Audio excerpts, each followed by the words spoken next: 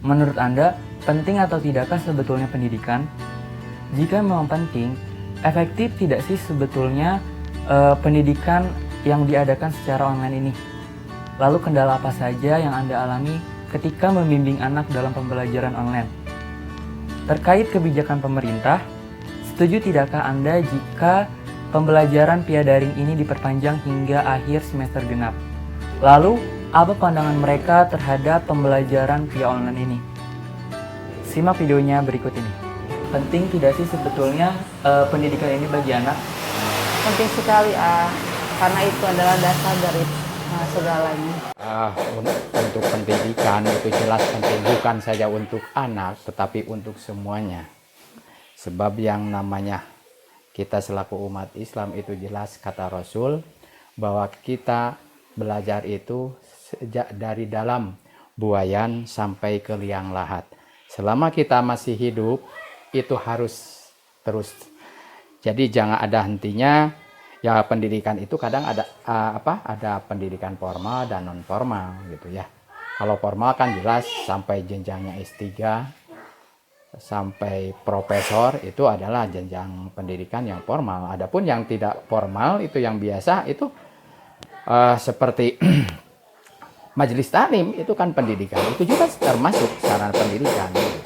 Itu sangat penting sekali, terutama sekali bagi anak gitu ya. Itu pendidikan penting sekali. Bagi saya pendidikan itu sangat penting karena membantu untuk anak-anak buat di masa mendatang. Kalau buat saya sendiri sih sangat penting pendidikan buat anak, karena pendidikan itu dapat menunjang masa depan si anak jadi lebih baik. Dia bisa berpikir mana yang baik, mana yang enggak. Karena ada pendidikan, dia bisa berpikir lebih dewasa ke depannya dalam mengambil segala keputusan. Kalau buat ibu sih gitu aja. Menurut saya pendidikan itu sangat penting, mengingat masa sekarang kan sudah begitu canggih ya teknologi. Terus juga kan anak-anak sekarang nggak kayak seperti anak dulu. Kalau anak dulu itu sama orang tua tuh masih gimana sih, masih manut gitu.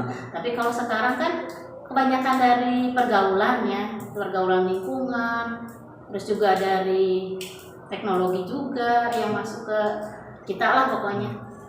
Itu sangat berpengaruh gitu. Makanya pendidikan itu sangat penting.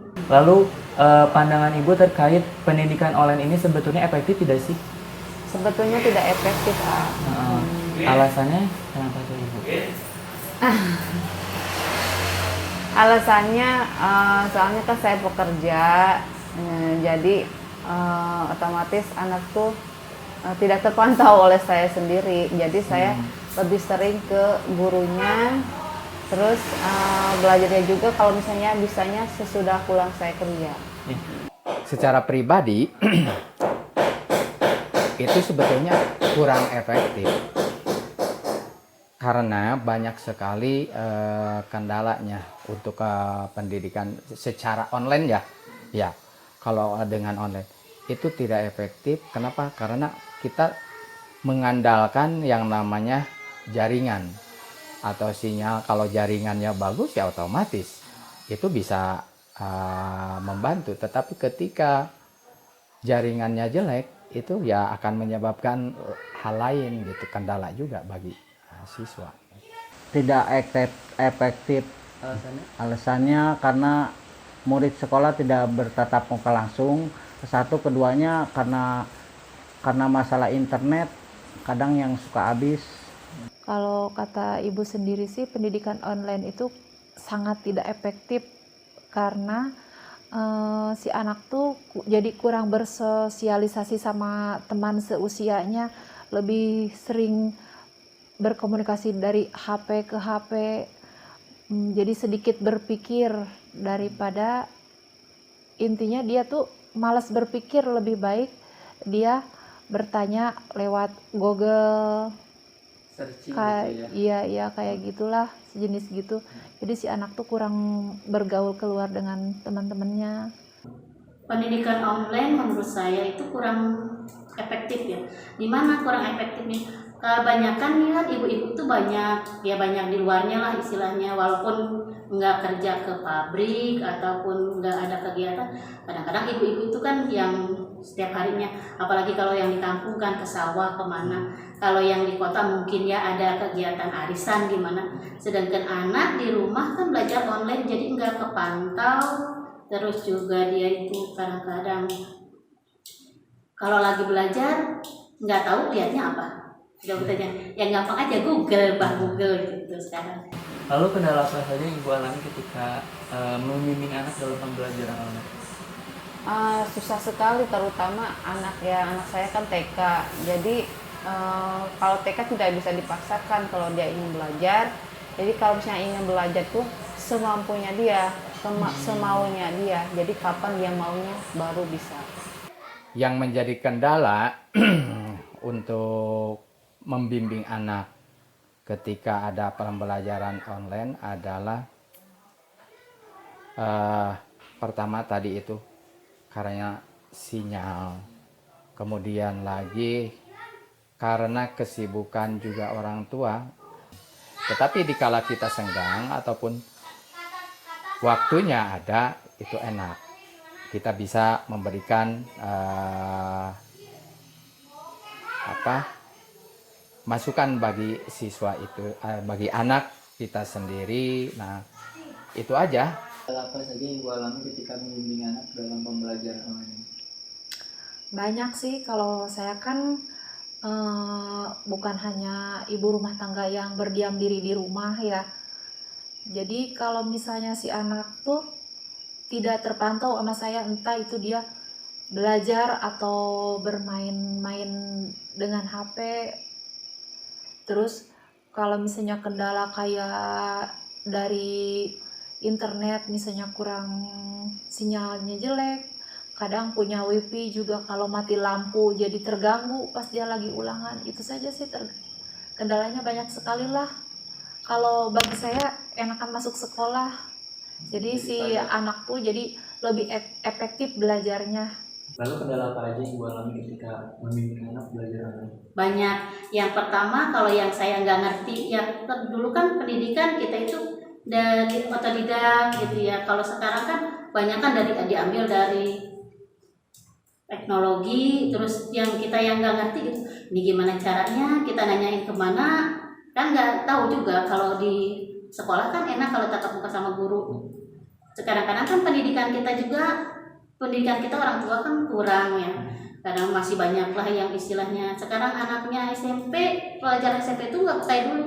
Kalau dulu kan pelajaran SMP itu masih di bawah lah, kalau sekarang kan udah kadang-kadang, apalagi kalau yang bahasa Inggris ya udah. Setuju tidak sih Ibu jikalau pembelajaran online ini diperpanjang hingga akhir semester genap? Sebetulnya sih terasa kalau bertahun udah setahun lebih kan ini kejadiannya, merasa berat sih kita sebagai orang tua, terutama saya pekerja. Jadi kemampuan anak tuh jadi banyak bermain di rumah, jadi banyak main HP, lebih banyak bermain sama teman-temannya. Jadi kurang nurut sama orang tuanya. Kalau Mbak Gurunya kan suka nurut. Kalau hasil dari kebijakan pemerintah itu harus kita laksanakan, walaupun dengan cara yang bagaimanapun kita harus melaksanakan kebijakan tersebut ya. Karena yang namanya pemerintah kan kebijakan ataupun aturan itu sifatnya mengikat, siapapun harus melaksanakannya walaupun kita keadaannya masih kurang gitu, seperti itu. Bu, jika pendidikan online ini diperpanjang hingga akhir semester genap? Sangat tidak setuju kalau buat saya sendiri. Jadi gimana ya, si anak tuh jadi kurang efektif aja belajar tuh. Seperti dia tuh kalau sekolah bisa bertanya ke gurunya, kalau misalnya dia nggak mengerti tentang pelajaran. Kalau di online cuman hanya lewat HP doang dia mau bertanya kan, si guru juga kurang efektif untuk menjelaskan ke anak. Jadi si anak tuh intinya kurang paham dengan pembelajaran yang diajarkan oleh gurunya. Kalau masalah setuju sama nggak setujunya, saya sih ya kurang setuju. Kurang setujunya tadi, kalau belajar online itu kurang efektif. Yang kedua, jadi antara guru sama murid itu kurang pendekatan ya, kurang apa sih namanya, sosialisasinya gitu. Jadi guru itu kadang-kadang anak, pengalaman saya yang kemarin aja ulangan di rumah gitu, dibawa ke rumah soal apa yang anaknya kemana, malah ibunya yang ngerjain. Kadang-kadang kakaknya yang ngerjain. Jadi itulah kurang efektifnya di situ gitu. Terus juga kan kadang-kadang anak kalau ibunya yang ngejelasin kan anak nggak seperti sama gurunya. Kalau sama gurunya dia ada rasa sungkan, dia ada rasa hormat lah gitu. Kalau sama orang tuanya kan gurus juga ibunya. Kadang-kadang kalau sama anak sendiri kan kayaknya udah ngomongnya emosi. Iya. Lalu harapan Bapak untuk kedepannya terkait pembelajaran online ini? Kalau harapan kedepannya ya pemerintah memfasilitasi lah semuanya supaya ya pembelajaran online ini berhasil dengan baik dan tentunya sampai kepada hal-hal yang diinginkan oleh pemerintah itu sendiri, terutama adalah mengenai terhadap siswa dan orang tua itu yang diharapkan seperti itu. Baik Bapak, terima kasih atas tanggapan yang Bapak berikan. Kurang lebihnya mohon maaf. Wassalamualaikum warahmatullahi wabarakatuh. Waalaikumsalam warahmatullahi wabarakatuh. Kalau harapannya sih pengennya bisa efektif lagi belajar seperti dulu, secepatnya lah, itu aja. Baik, terima kasih Ibu atas tanggapan-tanggapan yang diberikan. Semoga wawancara kita kali ini bermanfaat. Wassalamualaikum warahmatullahi wabarakatuh. Oh iya, sama. Harapannya menurut saya mudah-mudahan ya cepat berakhir corona, biarinlah nggak dapet bansos, yang penting cepat berakhir corona, aman lagi, terus anak-anak juga dapat belajar dengan efektif lagi, tatap muka dengan guru dan teman-temannya.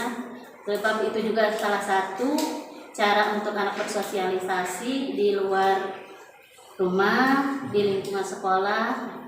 Itu menurut saya. Lalu harapan Ibu terhadap pembelajaran online ini apa? Lebih ke tatap muka aja sih, belajar langsung dengan gurunya sesuai dengan protokol kesehatan aja. Mungkin harapan Ibu juga harapan kita semua ya. Semoga pandemi ini segera berakhir dan menormalkan kembali pendidikan yang ada di Indonesia ini. Mungkin terima kasih Ibu Lina telah menjawab telah menjawab pertanyaan-pertanyaan dari saya. Kurang lebihnya mohon maaf. Sekian, terima kasih. Wassalamualaikum warahmatullahi wabarakatuh.